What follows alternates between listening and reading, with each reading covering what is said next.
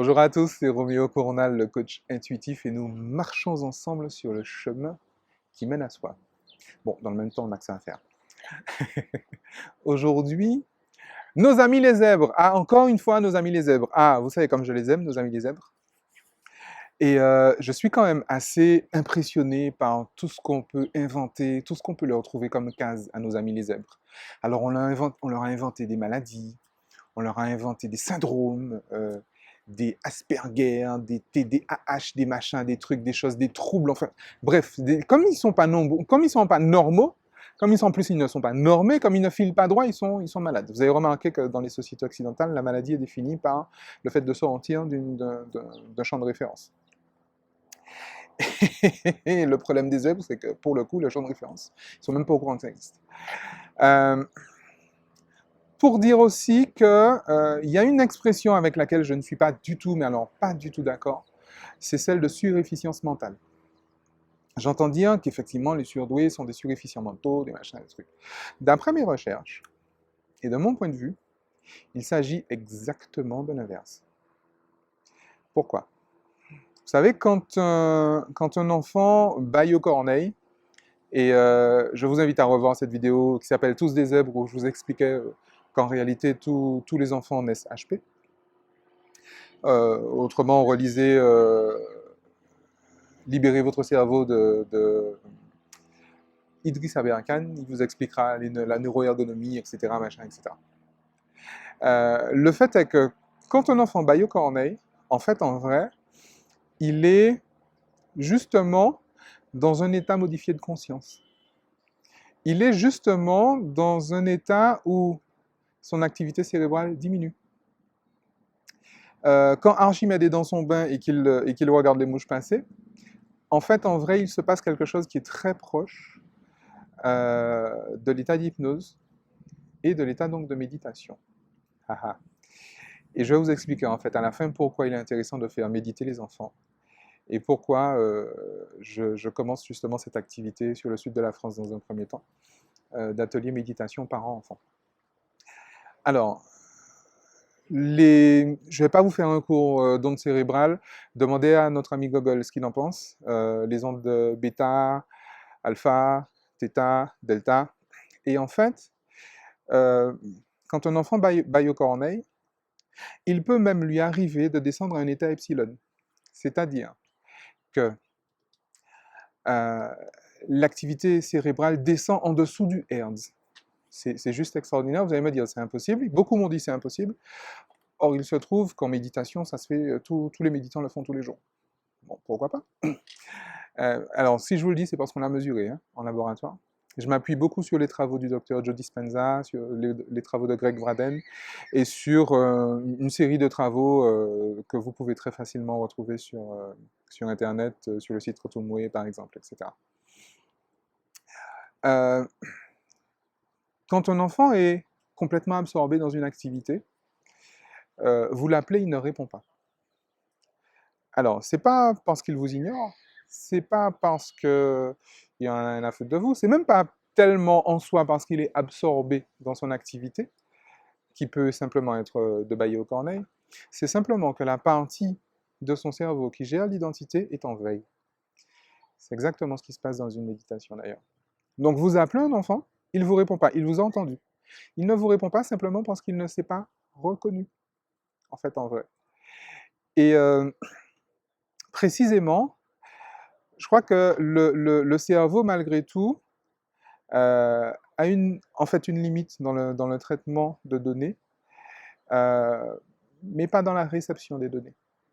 C'est-à-dire que c'est précisément quand l'activité cérébrale diminue que quelque chose d'autre que le cerveau prend le relais. C'est ce que j'appelle la conscience. L'être véritable. Alors là, on va partir peut-être dans quelque chose de plus spirituel, mais en fait, en vrai, c'est véritablement ça.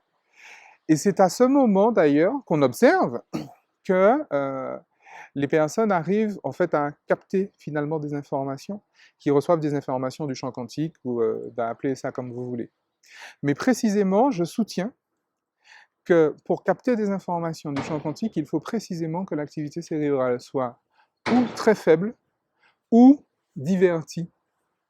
Je prends un exemple sur la photolecture, par exemple.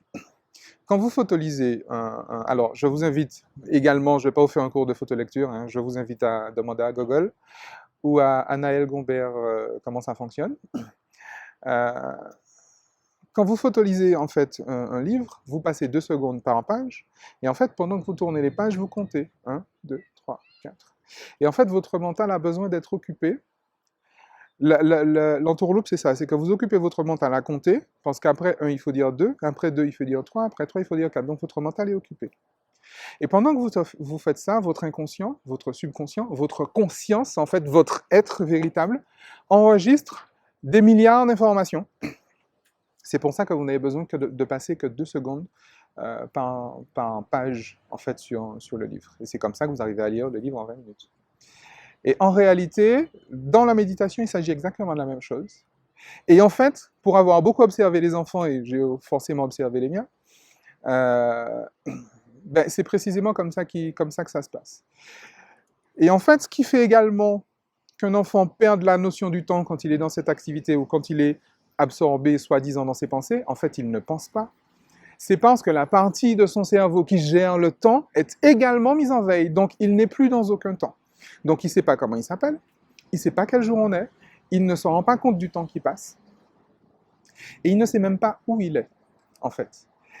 Et c'est assez curieux, mais là, tous les méditants et tous les bouddhistes savent de quoi je parle, mais en dehors des bouddhistes, tous les méditants savent aussi de quoi je parle.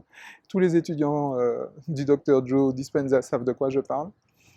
Quand on entre en état de méditation, en fait, on met en veille toutes les parties de son cerveau, sauf le lobe préfrontal. Donc finalement, vous n'êtes plus personne, vous n'êtes nulle part et vous n'êtes jamais. Excellent. Et c'est à partir de ce moment-là que vous avez accès à une série immense d'informations, en fonction de l'intention que vous y posez. Voilà. Je sais que ça peut paraître complètement chelou, complètement ésotérique pour plein de gens, mais c'est en fait très concret. Je vous ai résumé en fait en quelques minutes à peu près 2 ans de recherche. Vous comprenez que l'exercice est un petit peu curieux. Euh, tout ça pour vous dire que l'intérêt justement de faire méditer un enfant, c'est véritablement ça. Vous savez, quand un enfant grandit, il se passe tellement de choses dans sa tête. Il se passe des choses complètement cheloues. Et il y a plein de choses qu'il ne sait pas aborder, tout simplement parce qu'un cerveau est mature à 21 ans. Il faut le dire et le répéter, un cerveau est mature à 21 ans, c'est énorme. Donc ces gens qui demandent à des enfants de 7 ans de réagir comme des adultes, excusez-moi, mais eux-mêmes, ils ne le faisaient pas. Donc il y a plein de choses que les enfants captent et ils ne savent pas en fait comment gérer. Le gros avantage de faire méditer un enfant, c'est que justement, ça lui permet d'avoir accès à un certain nombre d'informations pour pouvoir par la suite gérer des informations qui sont complètement inextricables en fait. Pour lui, des situations qui sont inextricables. Qui pour un adulte, c'est tout simple, c'est tout bête. Mais pour un enfant, c'est complètement inextricable. C'est compliqué pour un enfant de gérer un déménagement, de gérer un changement de classe, Mais le moindre petit événement peut être source d'une perturbation émotionnelle extrêmement forte. Je dis toujours que la moindre contrariété est une guerre thermonucléaire globale dans la tête d'un zèbre.